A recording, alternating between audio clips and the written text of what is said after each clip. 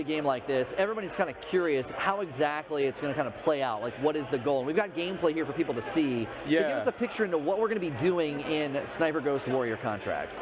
So the first thing with Sniper Ghost Warrior contracts is that we've moved to a contract-based style. So we've gone away from the open world, and what we've now got are maps that we can explore. So more sandbox-style maps, and they're based in Siberia. So here's our Siberian map that we've got, and what we're going to do is we're just going to demonstrate the way that the contract system works.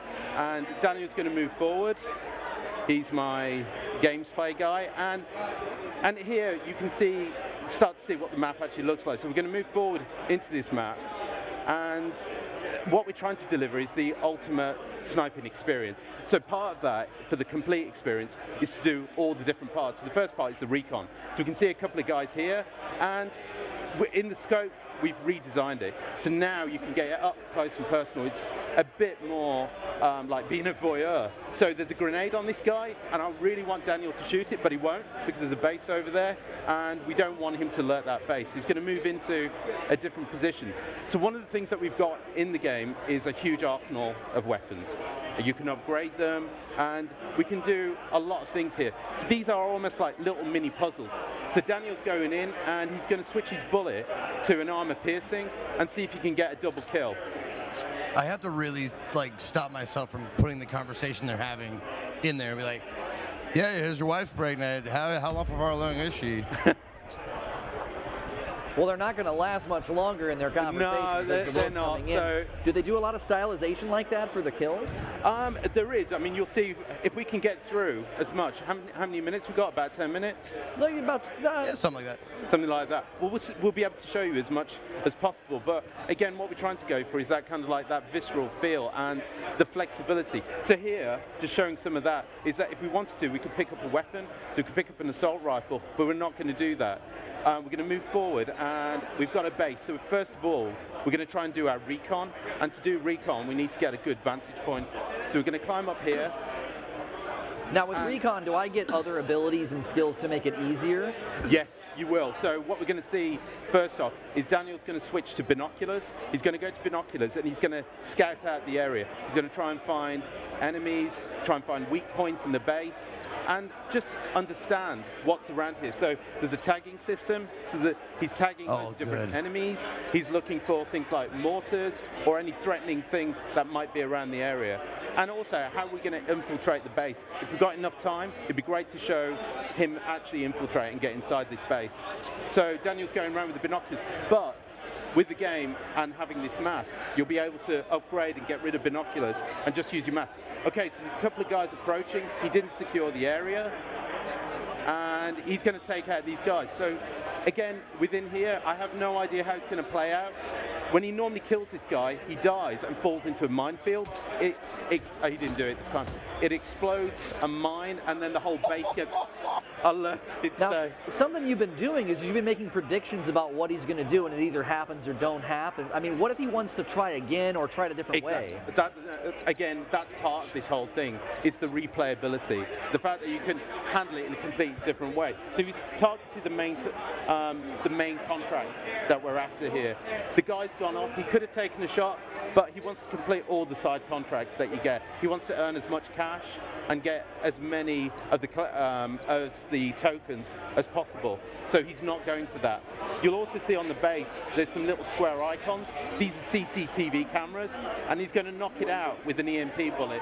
The EMP will disable a lot of the electrical systems in the base, and that will make the infiltration a lot easier. So he's going to be able to do that. Real quick, is the tagging system automatic if you can see it in the binoculars, or do you have to press a button? It is with the binoculars, but there is different types of tiers, so it depends on what upgrade you've actually got. So sometimes it's manual. If you use a drone, it'll be a different type of system. Oh, okay, cool. What does progression feel like in this? If we're hopping from contract to contract, what's the progression feel like? So the progression is part of making your ultimate sniper, but catering it to the way that you want to play. My play style is completely different to Daniel's.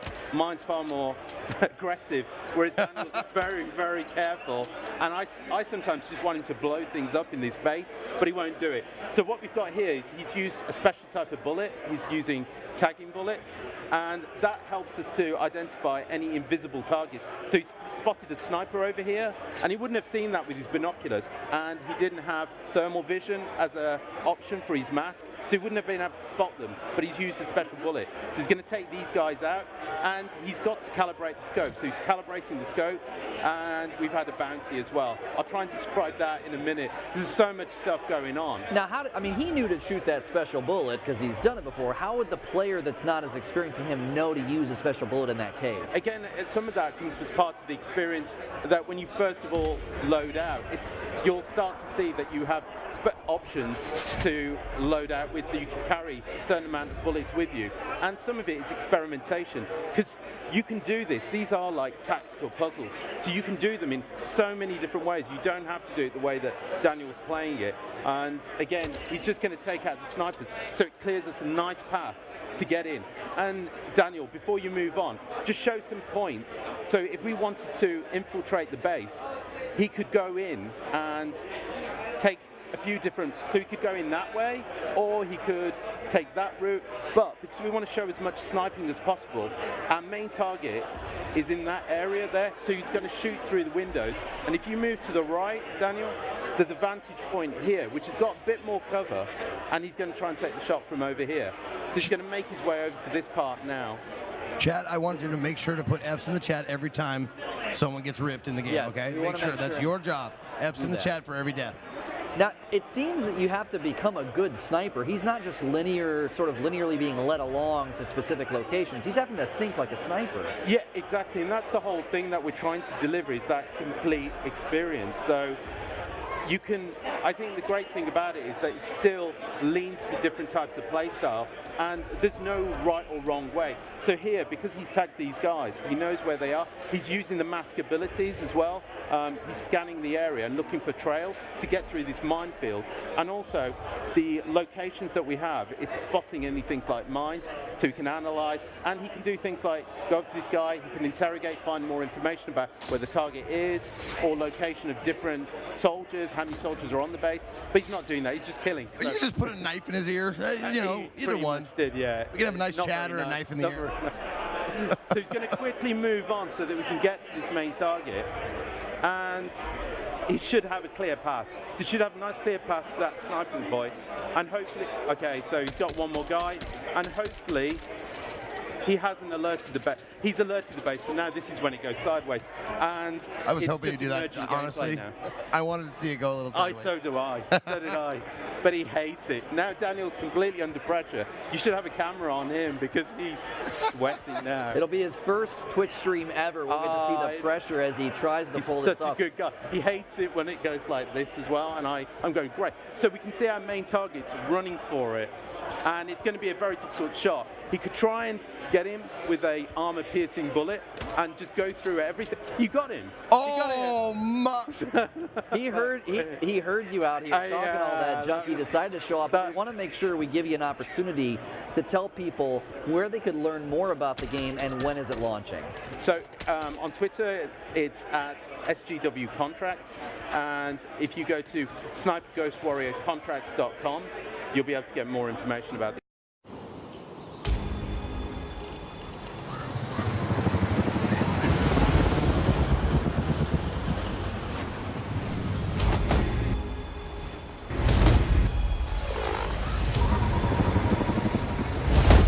I have eyes on the target.